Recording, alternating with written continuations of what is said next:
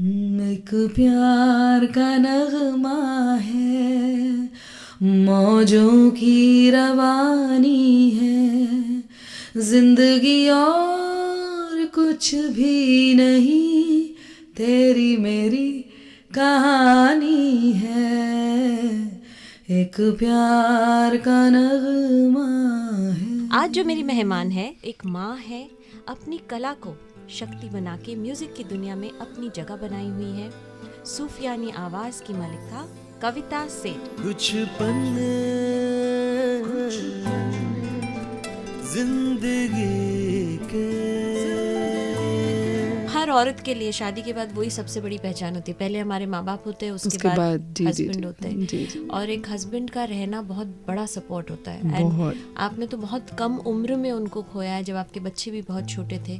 तो उस वक्त आपने खुद को कैसे संभाला? मतलब मैं हैरान हो रही, एक्चुअली जब मैं पढ़ रही थी रिसर्च, मैं सोच के हैरान हो रही थी कि एक दो बच्चे भी हैं आपके, और आपने कैसे खुद को उस वक्त, मतलब आप बच्चों को संभालोगे कि खुद को संभालोगे? हाँ, पता नहीं, मुझे लगता है वो उस वक्त ऐसी सिचुएशन होती है कि बस आपको ये होता है कि करते जाना है कुछ। हाँ। दिमाग तो काम करना बंद कर देता है। और उस वक्त आपका गाना भी हिट हो गया था, एक तारा। हाँ जी, हाँ जी, इतने सारे अवार्ड्स मिले जी। You were actually on the high of life. जी जी, उस वक्त मैं फील कर रही थी उससे, जब उनकी डेथ हुई उससे थोड़े दिन पहले, कि ऐसे ही, मतलब मुझे लगता है ना कहीं हम लोग इंसान हैं तो एक अहंकार तो आ ही जाता है। तो शायद, मतलब मैंने बाद में शेयर किया था सबके साथ, मैं भी सोची थी, मैंने कहा दुनिया में ऐसी कौन सी चीज़ है जो मेरे पास नहीं है, सब कुछ है मेरे पास। और immediate within a week सब कुछ, मतलब इतनी बड़ी चीज़ छीन ली गई कि जिसकी कमी कभी पूरी नहीं हो सकती। तो लेकिन उनसे मैंने इतना सीखा, मैं उनको अपना गुरु मेंटर सब मानती हूँ, कि 15th of December he expired and I started shows on 25th onwards। एक भी शो कैंसिल नहीं करा, बिकॉज वो कहते थे कि ज़िंदगी है वो किसी के लिए रुकती नहीं है, तुम अपना काम करते जाओ और कभी भी रुकना नहीं है। तो वो सारी जो भी उनकी गाइडलाइंस थी, मैंने कोशिश किया, मैंने कहा मैं रुक करके भी क्या कर लूँगी ना, अब मुझे सारा कुछ देखना है, बच्चों को भी देखना है, फैमिली। पहले पैशन था म्यूज़िक, और अभी ज़रूरत बन गया था, तो प्रोफेशन बन गया। प्रोफेशन के साथ साथ ये था कि मुझे अभी किचन भी उसी से चलाना है, तो have to think all the stuff. वो बहुत बड़ा चैलेंज था मेरे लिए, क्योंकि मैं उस में से नहीं निकल पा रही थी, उस जोन में से। मेरे पेरेंट्स ने, सभी लोगों ने सपोर्ट किया कि तुम ये वाला यदि शो कर लेते हो 25th का, तो this is the biggest hurdle. और क्योंकि मेंटल स्टेट अच्छी नहीं थी जहन की, तो उसके बाद सब कुछ ईजी हो जाएगा और आपको इसमें से निकलना ही है, this is the way you have to go. तो एनी हाउ फिर मैनेज करके मैं थोड़ी देर ही, आधा एक घंटा गाया था जहाँ पे भी शो था। That was a difficult time. And उस वक्त वहाँ जो डेकोरेशन था, वहाँ बहुत खूबसूरत चारों तरफ दिए जला के रखे थे, बहुत अच्छा सा सजाया हुआ था। तो I was feeling in each दिया, मैं फील कर रही थी कि he is there.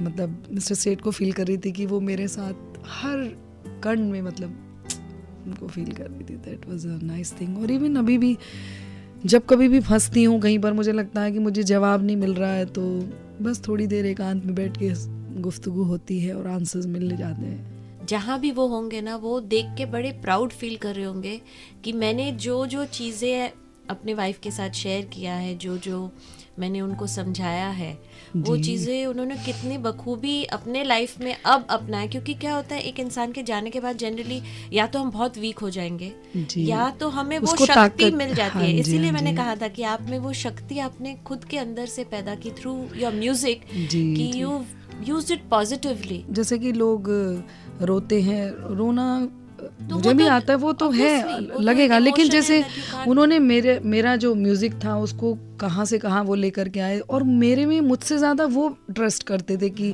No, you can do, you will do. जब भी मैं कभी थोड़ा सा लगता था कि नहीं मैं नहीं कर पाऊंगी, नहीं तेरे को करना ही है, तू कर सकती है, मतलब इस तरीके से सपोर्ट करना।